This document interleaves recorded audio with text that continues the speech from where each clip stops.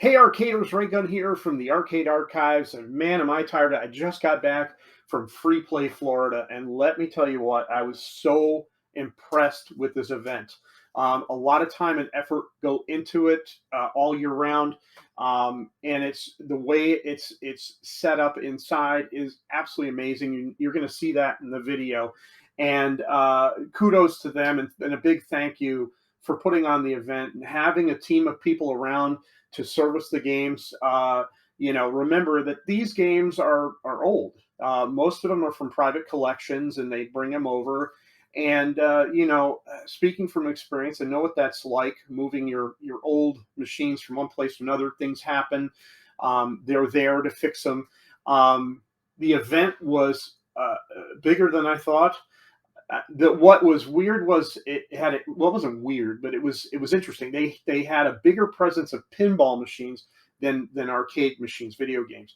The ones that they had were well represented. Uh, they were in really good shape. There was some interesting little pieces in between. You'll see when we get to the video that most of the games you're going to remember. Then there will be one or two sprinkled in that you're like, wow, I haven't seen that in 40 plus years. So that was really cool. They had different areas for different types of games, which was really cool. The guests were amazing. I had an opportunity to talk to Howard, to Brian, and to Warren. They were very gracious of their time. They loved talking about their history, which is always something very special when you grow up, say, playing Yara's Revenge, or you play Cubert, or you play Rampage or Xenophobe, or any of the other games that Brian worked on, and to meet these guys in person, and they were just so appreciative of you taking the time to see them as much as you were to do the same. So that was absolutely amazing. Walter Day and Billy Mitchell were there, and they were very nice as well. And it was such an amazing event. It was a lot to take in. Unfortunately, I wasn't there as long as I wanted to be.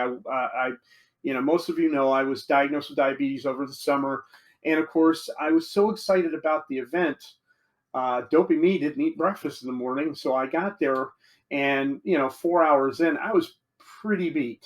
So what I did was I did a walk around video. So I did a walkabout around the entire event, highlighting certain things, and just kind of showing you how the crowds were. There was a lot of sale tables, so you could buy classic games for home systems. It was really cool. But all in all, it was an amazing event. I'll be back next year. I also had the opportunity to meet the guys from the Southern Fried Gaming Expo. I'll be at their event this year coming up in July. And it was a lot.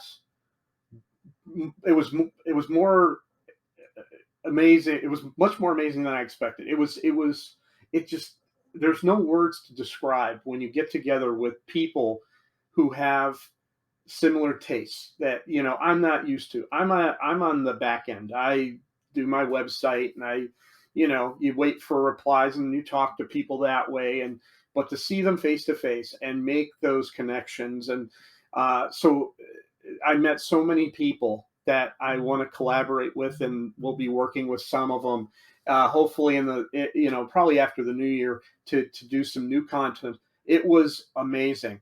Also, look to the right of the website. You'll see there's a lot more links there. There's links for everything. I put Free Play up there. Southern Fried is up there. I did links for everybody that I had a chance to interact with, so that they can have you guys peruse their products and talk to them. So please check that out. Enough babbling. I've talked enough. Let's take a look at the video, where I'm going to talk some more over it. But please, when this event's on, get your tickets. It is so worth it. Next year, going all 3 days. It was by far the best event that I've been to with arcade games and that history ever. So please check them out. Check this out. I'll talk to you guys later. Keep playing like it's 1981. All right, arcaders, here we are at Freeplay Florida. Pretty big banquet hall that was used for it. Not as big as I thought. I was always under the impression it was a much larger event, but it's a good size. What you're gonna notice is a lot of pins, not as many classic arcade games. Am I sad about that? Yes and no. But really that comes down to the collector themselves, because they are providing the games in most cases. So it's going to be whether or not they're willing to, bring their games in, and again, the condition and having people bang on them all day long or all weekend long. You're going to notice a lot of great pins, though. I mean, we have some really large titles from the 80s and the 90s and the 70s. I mean, it is just, it's everywhere. You're gonna notice a lot of pins. Now, one thing I want to point out right here is they had a staff on board to do repairs. So you're going to find those guys around all the time. Those are the homebrew pinball machines over there. That was pretty amazing. They would gut an original pin and turn it into something else. Like there was an E.T. pin over there and an Elf pin. Ice cold beer. They're making a resurgence. There's a company out there that is actually remaking those cabinets. So there was a few of those around during the event. Some of the old models from '82 and some of the brand new ones I think we'll see later in the tour. These are the few classics that they had. They had a Super Mario Brothers, of course. They had a Baby Pac-Man, a Missile Command. There's a food fight right there.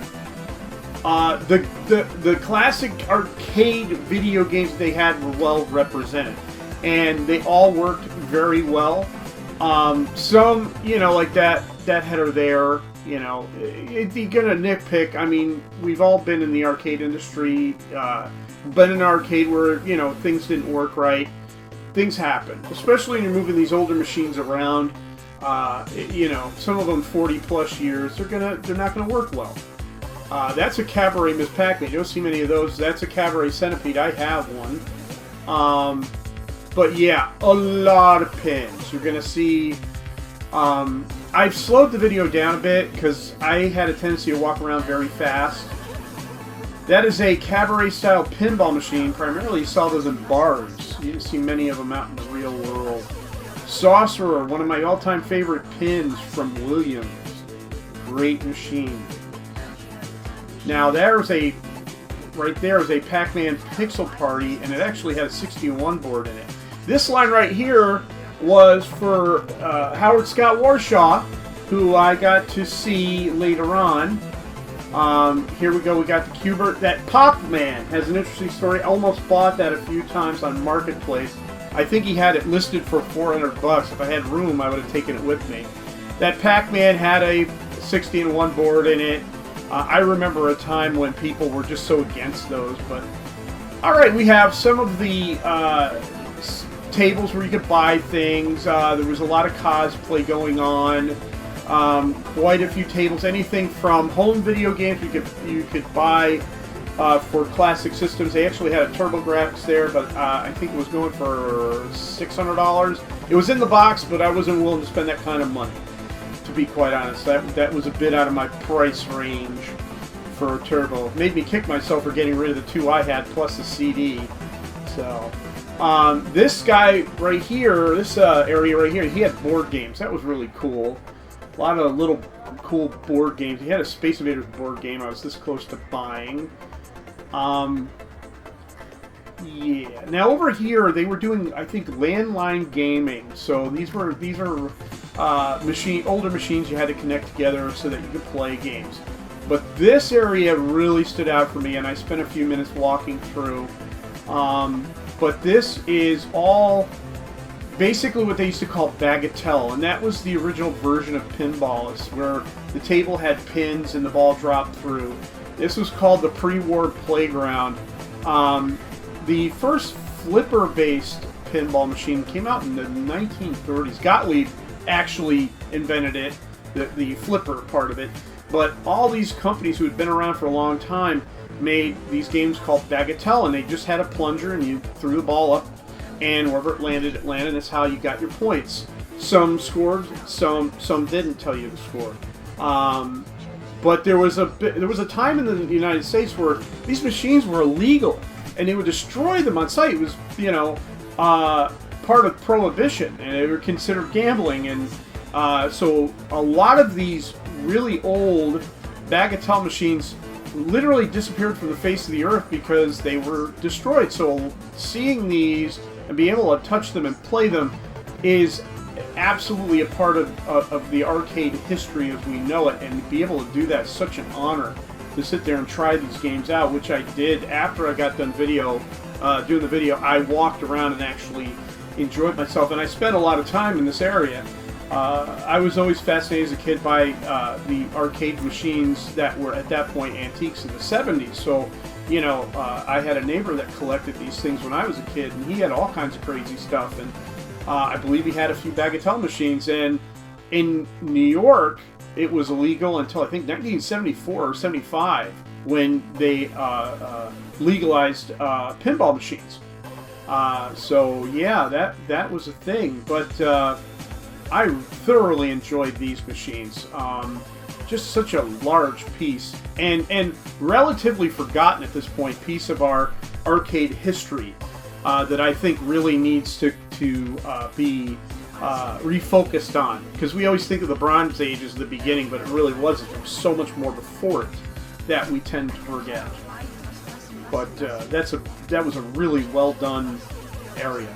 Now over here on the right, there's some old computers, some MSX computers and things, and then on the other side are your Japanese candy cabinets. These companies we think of in the United States would build these things in Japan very differently. But yeah, so you got core graphics there, you got a Vectrex. They had some really cool Japanese computers as well. But yeah, these cabs are very popular today. They were designed to be sat down in front of, so we kind of laugh at Arcade 1-Up, but really the Japanese invented that.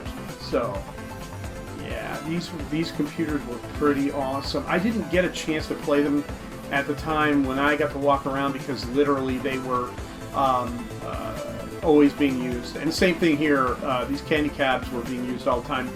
We did see a miniature Neo Geo cabinet from Japan, which is really cool. There's going to be a couple of them coming up.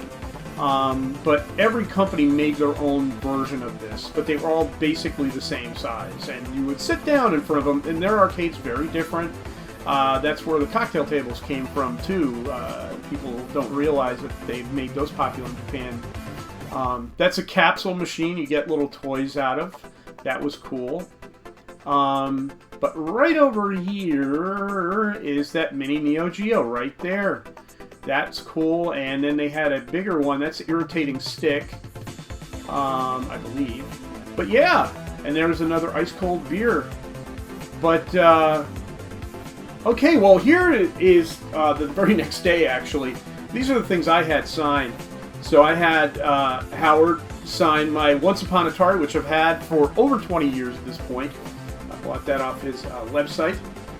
This was Warren's original book.